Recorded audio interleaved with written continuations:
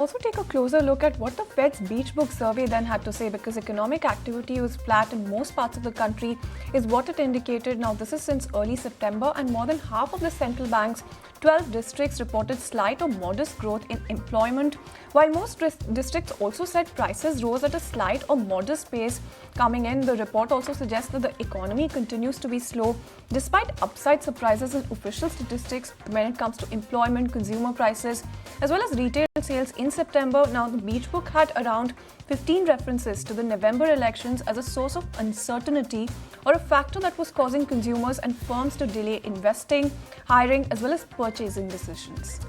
Okay, and then a blowout quarter for EV maker Tesla, especially that it notched its most profitable results in more than a year. Quarter 3 largely buoyed by Cybertruck sales that was turning out profitable for the first time.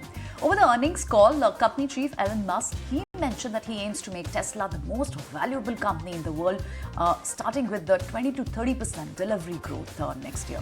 The shares of the car maker jumped 12% in after-hours trade yesterday.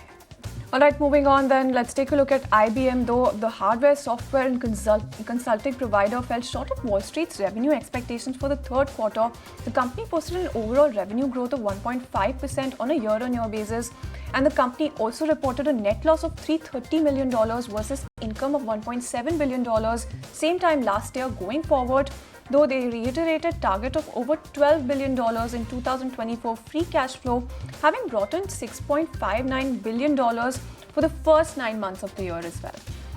All right, but a tepid quarter from plane maker Boeing, with the company reporting a wider than expected loss now. Revenue too declined to 1%. The adjusted loss reflected impacts coming in from IBM work stoppage as well as over $5 billion in charges for its commercial as well as defense programs. Now, the company reported a net loss of $6.17 billion for this quarter, which is as we compare it with the loss of $1.64 billion last year, what it gave.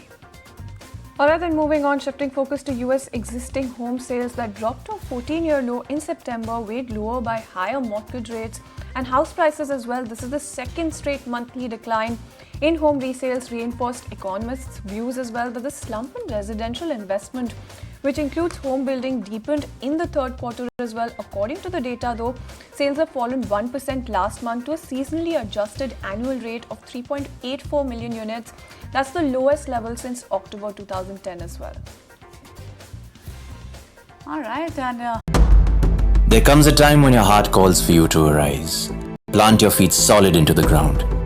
Decide your own limits, and then break right through them. Become something more. It's my time to rise.